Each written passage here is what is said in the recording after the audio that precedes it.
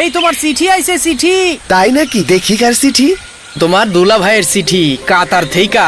সারাদিন বিদেশ বিদেশ করো, দেখো টিকিট আইছে নি। প্রিয় শ্যালক বাহাদুর, পত্রের শুরুতে আমার দোয়া রইল। আশা করি আল্লাহর অশেষ রহমতে সহি সালামতে আছো। আব্বা এবং আম্মারে আমার সালাম পৌঁছাইবা। পর সমাচার এই যে 3 দশক আগে তোমার আফার মারফতে জানতে পারলাম তুমি নাকি বিদেশে যাইবার জন্য খুব উইঠা পইরা লাগছো। এই নিয়া তোমার আফারে বেশ পেরেশান মনে হইল। আমাদের দেশে তো ভুয়া দালাল আর বাটপারের কোনো অভাব নাই। সবকিছু ঠিকঠাক না যায় না, একবার এদের খপ্পরে পড়লে শেষে টাকা পয়সা ভিটা মাটি সব হারায়া একেবারে পথে বসে পড়তে হইব। তাই তোমার আফা আমারে কইল বিদেশ যাবার উপায় সম্পর্কে ভালো মন্দ জানায়া তোমার একখান চিঠি দিতে। ভাই বাহাদুর, চাকরি নিয়ে বিদেশে যাবার আগে একটা জরুরি কাজ হইল মানসিক প্রস্তুতি। মানসিক প্রস্তুতি মানে সঠিক সিদ্ধান্ত নিতে মনকে প্রস্তুত করা। তুমি আসলে কোন দেশে যাইতে চাও, সেই দেশে কাজের পরিবেশ কেমন, চাকরির বেতন ও অন্যান্য সুযোগ সুবিধা কেমন। অবশ্যই তুমি তোমার বাড়ির কাছে জেলা কর্মসংস্থান ও জনশক্তি অফিসে যোগাযোগ করবা। সেখানে এ বিষয়ে দরকারি অনেক তথ্য পাইবা। মনে রাখবা, মানসিক প্রস্তুতির পাশাপাশি টাকা পয়সার বন্দোবস্ত করাটাও সমানভাবে জরুরি। এ বিষয়ে পরিবারের মুরব্বীদের সাথে আগে ভাগেই আলাপ আলোচনা করবা। আয় ও ব্যয়ের হিসাব করবা। বিদেশে চাকরি করতে যাওয়া লাভজনক হইব কিনা সেইটাও ভাইবা দেখবা। বাহাদুর, দেশে অনেক ভুয়া দালাল আছে যারা তোমারে নানা লোভ দেখায়া অবৈধ পথে বিদেশ নিতে চাইব। কিন্তু সাবধান, এদের পাল্লায় কখনো পড়বা না। দালালের কাছে দিলে জাল পাসপোর্ট ধরাইয়া দিতে পারে। তখন মাথা চাপড়ানো ছাড়া কিন্তু আর কিছুই করার থাকবে না। এরা পদে পদে তোমারে বিপদে ফেলবো। তোমার পাশের গ্রামের সবুজের কথা মনে আছে? ওই যে যার বিদেশ যাবার সময় মরার দশা হয়েছিল, অবৈধ পথে মালয়েশিয়া যাইবার সময় সে পুলিশের হাতে ধরা পড়ল। বেচারা তো শুনছি এখনো মালয়েশিয়ায় জেল খাটতাছে। দালালের মারফতে না গিয়া নিজে কাগজপত্র জমা দিয়া পাসপোর্ট করবা। তাই সবচেয়ে বুদ্ধিমানের কাজ হইল অন্য কারোর উপর নির্ভর না কইরা নিজের কাজগুলা নিজেই করা। নিজে করলে হয়তো একটু পরিশ্রম হয়, কিন্তু কাজটা ঠিকভাবে হয়, ফলে নিশ্চিন্ত থাকা যায়।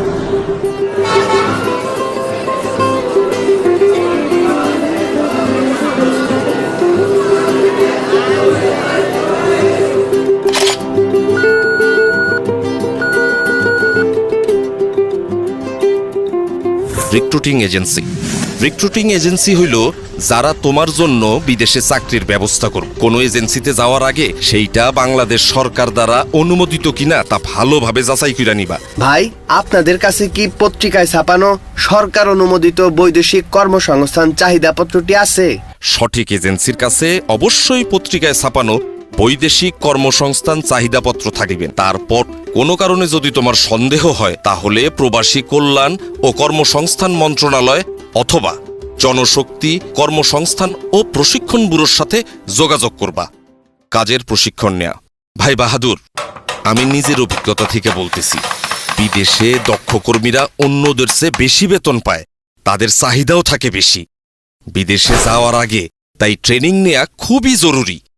এই ধরনের ট্রেনিংয়ের জন্য তুমি তোমার জেলার যে কারিগরি প্রশিক্ষণ কেন্দ্র আছে সেইখানে যোগাযোগ করতে পারো। স্বাস্থ্য পরীক্ষা। বিদেশ যাওয়ার আগে তোমার শরীরে কোনো রোগ বালাই আছে কি না তা নানা রকম ডাক্তারি পরীক্ষা কইরা দেখা হইব। তুমি ভয় পাও না, নির্দিষ্ট মেডিকেল সেন্টারে গেলে সেখানকার ডাক্তার সাহেব তোমাকে সব ঠিকঠাক বুঝাইয়া দিবেন। এইখানে আর কি কি পরীক্ষা করা হইব? মলমূত্র, রক্তচাপ, চক্ষু, রক্ত, বুকের এক্সরে, সাধারণ শারীরিক পরীক্ষা। চাকুরির চুক্তিপত্র। এইবার শোনো সব থেকে জরুরি বিষয়, সেইটা হইল চাকুরির চুক্তিপত্র। কিছু জিনিস অবশ্যই এই চুক্তিপত্রে থাকতে হইব। যেমন ধরো, যে কোম্পানিতে কাজ করবা তার নাম, যে কাজগুলো তোমারে করতে হইব তার লিস্ট, তোমার মাসিক বেতন কত, দিনে কত ঘন্টা কাজ করতে হইব, ওভারটাইম করা লাগবো কি না, থাকা খাওয়া চিকিৎসার সুবিধা, অন্যান্য কি কি সুযোগ সুবিধা আছে, বছরে ছুটি কয়দিন, কে তোমার যাতায়াত স্বাস্থ্য পরীক্ষার খরচ দিবে, চুক্তির মেয়াদ বাড়ানোর সুযোগ আছে কি না, জীবন বীমা বা দুর্ঘটনার জন্য বীমা আছে কি না, এইগুলা অবশ্যই দেইখা বুঝা নিয়া তবে চুক্তিপত্রে সই করবা। একমাত্র ভিসা পাইবার পরেই রিক্রুটিং এজেন্সির টাকা পরিশোধ করবা, এর আগে না। দালালের কাছে টাকা না দিয়া নিজে গিয়া পরিশোধ করবা। দালালরা বেশি টাকা চাইতে পারে। টাকা পরিশোধের পরে অবশ্যই মনে কইরা রসিদ নিবা। এই রসিদ পরে কাজে লাগতে পারে। প্রাক অভিবাসন প্রশিক্ষণ। ভাই বাহাদুর, তুমি কি জানো বিদেশ যাওয়ার আগে প্রাক অভিবাসন প্রশিক্ষণ নিতে হইব? শুধুমাত্র জনশক্তি কর্মসংস্থান ও প্রশিক্ষণ ব্যুরো BMET ব্রিফিং কেন্দ্র আর কিছু কারিগরি প্রশিক্ষণ কেন্দ্রে এই ট্রেনিং দেওয়া হইতেছে। এই ট্রেনিং এ তোমার নতুন চাকরি, যেই দেশে যাইতেছো সেই সম্পর্কে অনেক দরকারি খবর জানতে পারবা। বহির্গমন ছাড়পত্র ও স্মার্ট কার্ড। বিদেশে চাকরি করতে যাইতে হইলে বহির্গমন ছাড়পত্র নিতে হবে BMET অফিস থেকে। সেই কাগজ দেখাইলে তোমার একখান কার্ড দিব BMET অফিস। এইটারে কয় স্মার্ট কার্ড। এই কার্ডের মধ্যে তোমার নাম, বাবা মায়ের নাম, ঠিকানা, কোন দেশে কাজ নিয়ে যাইতেছো সব বিষয় কম্পিউটারে ঢুকানো থাকে। ব্যাগে যে সমস্ত জিনিস নেওয়া যাবে না। বাহাদুর, তোমার ব্যাগ গুছানোর সময় মনে রাখবা চেক ইন ব্যাগ, মানে যে ব্যাগ এয়ারলাইন্সের কাউন্টারে জমা দিতে হবে সেখানে কোনো টাকা পয়সা, গহনা বা অন্য কোনো দামি জিনিস, টিকিট বা চাকুরির কাগজপত্র রাখবা না। এসব জিনিস একটা ছোট ব্যাগে নিজের সঙ্গে রাখবা। সুটকেস বা ব্যাগে জরুরি কাগজপত্রগুলার এক সেট ফটোকপি রাখবা, আর দেশে তোমার ঘরে রেখে যাবা আরেক সেট। সাবধান, অচেনা লোক তোমার ব্যাগে কিছু নিতে কইলে কখনোই রাজি হইবা না, কারণ দুষ্ট লোকে তোমারে চোরাচালানির কেসে ফাঁসায়া দিতে পারে। বাহাদুর, কিছু জিনিস ভুলেও সাথে রাখবা না, যেমন ধরো পিস্তল, বোমা, ককটেল, নেশার জিনিস, গাঁজা, ভাং, পেট্রোল, কেরোসিন লাইটার, দিয়াশিলাই বাক্স, ধারালো জিনিস যেমন ব্লেড, কাঁচি, ছুরি, দুর্গন্ধ বাইর হয় এমন জিনিস, শুটকি মাছ, কাঁড়াল, যেসব খাবার গন্ধ ছড়ায়, মাংস, দুধ, ডিম দিয়ে তৈরি খাবার যেটা পয়সা যাইতে পারে, ফুল, ফল বা সবজি, এইসব জিনিস প্লেনে সঙ্গে রাখা একেবারেই নিষেধ। এইসব জিনিস ব্যাগে পাইলে তোমার জেল জরিমানা হইতে পারে, অতএব সাবধান। সঙ্গে রাখা কাগজপত্রের লিস্ট। এয়ারপোর্টে যাওয়ার সময় কিছু জরুরি কাগজপত্র অবশ্যই নিজের সঙ্গে রাখবা। এইগুলা হইল: 1. পাসপোর্ট, ভিসা, স্বাস্থ্য পরীক্ষার মূল রিপোর্ট, প্রশিক্ষণের সার্টিফিকেট, চাকুরির চুক্তিপত্র, কাজের অনুমতিপত্র, স্মার্ট কার্ড আর অবশ্যই প্লেনের টিকিট। 2. যে কোম্পানিতে কাজ করবা তার নাম, ঠিকানা, গিয়া কার সাথে যোগাযোগ করবা তার নাম আর মোবাইল নাম্বার আগেই জোগাড় কইরা রাখবা রিক্রুটিং এজেন্সির কাছ থেকে। 3. যেই দেশে যাইবা সেখানে বাংলাদেশের দূতাবাস, মানে বাংলাদেশ সরকারের একটা অফিস থাকে। তারা আমাদের মতো কর্মীদের বিপদে আপদে সাহায্য করে। তোমার জেলার জনশক্তি ও কর্মসংস্থান অফিস থেকে তাদের ঠিকানা, ফোন নাম্বার জোগাড় করবা। 4. সম্ভব হইলে কিছু ডলার বা ওই দেশের টাকা সঙ্গে রাখবা। আমি জানি বাহাদুর, আপনজন ছাইরা বিদেশ যাওয়াটা কেমন কষ্টের, তাই মনকে সব সময় শক্ত রাখবা। সেই দিনটার কথা ভাবো যেই দিন তোমার কষ্টের কামাই করা টাকা দিয়া তোমার পরিবার ভালো থাকবো, তখন কষ্টরে আর কষ্টই মনে হইব না। সিকিউরিটি চেকিং এবং কাস্টমস চেক। অবশ্যই এয়ারপোর্টে তোমার প্লেন যেই সময় ছাড়বো তার 3 ঘন্টা আগে হাজির থাকবা। এয়ারপোর্টের ভেতরে ঢোকার পর তোমার সব ব্যাগ স্ক্যানিং মেশিন দিয়ে চেক করা হইব। ব্যাগে কোনো বিপজ্জনক জিনিস আছে কিনা তা পরীক্ষা করে দেখা এয়ারপোর্টের সিকিউরিটি অফিসার তোমার শরীরও চেক করব। তুমি ঘাবড়ায়ও না কিন্তু। Check in. চেক হয়ে গেলে তোমার নিজের এয়ারলাইন্সের কাউন্টার খুঁজা বাইর কইরা লাইনে গিয়া দাঁড়াবা। তোমার সিরিয়াল আসলে পরে কাউন্টারে টিকিট ও পাসপোর্ট দেখাইবা। ছোট ব্যাগটা নিজের কাছে রাইখা বাকি ব্যাগ কাউন্টারে দিয়া দিবা। কাউন্টারের লোক স্টিকার লাগায়া তোমার বড় ব্যাগটা নিয়ে যাবে। ব্যাগে স্টিকার লাগানো হয়ে গেলে মনে কইরা বোর্ডিং কার্ডটা নিবা। এই কার্ডে তোমার প্লেনের সিট নাম্বার লেখা থাকবে। এয়ারপোর্টের দেয়ালে লাগানো বড় টেলিভিশনে নজর রাখবা। সেখানে তোমার প্লেন ছাড়ার সময় আর কোন গেট দিয়ে প্লেনে উঠবা তা লেখা থাকবে। টেলিভিশনের স্ক্রিনের সাথে ফ্লাইট নাম্বার, গেটের নম্বর মিলে আনিবা। বিমানবন্দরের আনুষ্ঠানিকতা। টিকিটের সাথে যে এম্বার্কেশন কার্ড, মানে যে ফর্মটা দেয়া হয়েছিল তা মন দিয়া পূরণ করবা। ইমিগ্রেশনের বাইরের এলাকায় একটা কাউন্টার আছে, এর কয় প্রবাসী কল্যাণ ডেস্ক। এইখানে যারা বিদেশে চাকরি করতে যায় তাদের সাহায্য করা হয়। দরকার হইলে ডেস্কের অফিসার তোমার এম্বার্কেশন কার্ড পূরণে সাহায্য করবে। ইমিগ্রেশনের গেটের ভিতরে আর একটা প্রবাসী কল্যাণ ডেস্ক পাইবা। ওইখানে স্মার্ট কার্ড দেখা আঙ্গুলের ছাপ যাচাই কইরা তোমার এম্বার্কেশন কার্ডের উল্টা পাশে সিল দিবে। এরপরে তুমি যাইবা ইমিগ্রেশন কাউন্টারে। এইখানে ইমিগ্রেশন অফিসারের কাছে তোমার পাসপোর্ট, ছাড়পত্র, ভিসা, পূরণ করা এম্বার্কেশন কার্ড জমা দিবা। ইমিগ্রেশন অফিসার তোমার কিছু প্রশ্ন করতে পারে, ভয় না পায়া সব প্রশ্নের উত্তর দিবা। আপনার বাবার নাম কি? মোহাম্মদ আলী আকবর। বিদেশে কেন যাচ্ছেন? চাকুরি করতে যাইতেছি, ওয়েল্ডিং এর কাজ। কম্পিউটারে রেকর্ড রাখার জন্য ওনারা তোমার ছবি তুলতে পারে, এতেও ঘাবড়ানোর কিছু নাই। সব কাগজপত্র ঠিক থাকলে তোমার পাসপোর্টে উনি সিল দিয়া বিদেশে যাওয়ার অনুমতি দিয়া দিবেন। এরপর টেলিভিশন দেখা নিয়া তোমার প্লেনের অন্য যাত্রীরা যেই জায়গায় বসছে সেইখানে গিয়া বসবা। বিমানে বোর্ডিং। বিমানে ওঠার জন্য ইংরেজি আর বাংলা দুই ভাষাতেই ঘোষণা দেয়।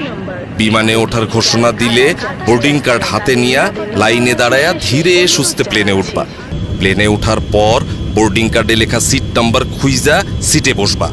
বসার আগে হাতের ছোট ব্যাগ সিটের উপরে ঢাকনা দেওয়া তাকে উঠায়া রাখবা। প্লেনের কর্মচারীরা যেই কথা বলে তা মনোযোগ দিয়া শুনবা। প্লেনের সিটে বৈশা অবশ্যই সিট বেল্ট বাইন্ধা রাখবা।